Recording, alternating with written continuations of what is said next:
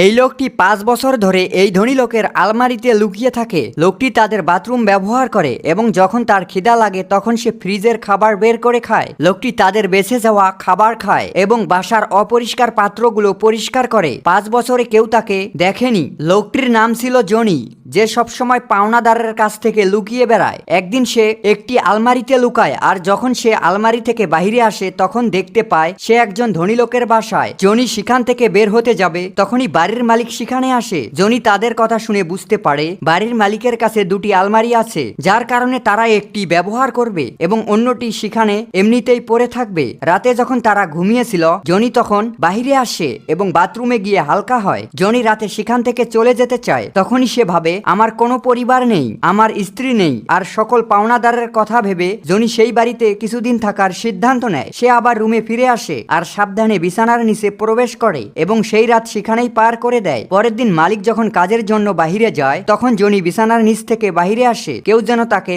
না দেখে। তাই জনি জানালায় পর্দা দেয়। এরপর জনি তাদের বাথরুমে গোসল করে। খিদা লাগার কারণে সে ফ্রিজ থেকে দুধ বের করে আর বাচ্চাদের বিস্কুট দিয়ে খায়। বাড়ির ভিতরে গান শোনে। জনি বাড়ির মালিকের পোশাক পরে। এরপর জনি বুদ্ধি করে নতুন আলমারির পেছনে থাকা পুরানো আলমারিতে তার থাকার ব্যবস্থা করে। জনি সেখান থেকেই পরজীবীর মতো জীবনযাপন করে, কিন্তু সে বুঝতে পারেনি যে শুরুতে সে একটি বড় ভুল করেছে। কাজ শেষে মালিকিন যখন বাসায় আসে তখন সে দেখতে পায় সকালে অপরিষ্কার জিনিসগুলো এখন পরিষ্কার এবং এগুলো সুন্দর করে সাজানো। প্রথমে সে মনে করে এগুলো তার মেয়ে করেছে। রুমে যেতেই সে বুঝতে পারে তার মেয়ে এখনো স্কুল থেকে বাসায় আসেনি। তাদের রুমে আসতেই মহিলাটির মনে হয় কেউ তাকে দেখতে আসে। রাতে মেয়েটি তার স্বামীকে এইসব ঘটনা খুলে বলে, কিন্তু লোকটির স্বামী তার কথা বিশ্বাস করে না, কারণ আগে থেকেই মেয়েটির মাথায় সমস্যা আছে। তাই তার স্বামী মনে করে হয়তো সেই কারণে তার এই কাজগুলো করার কথা মনে নেই।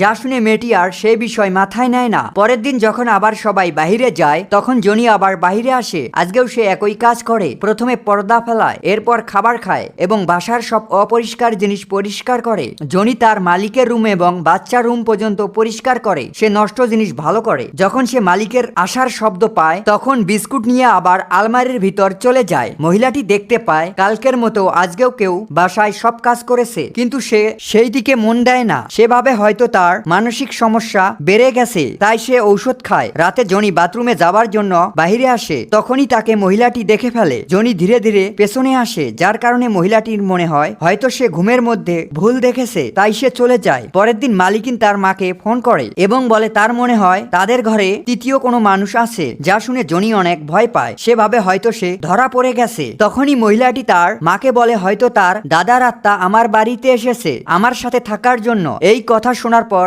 জনি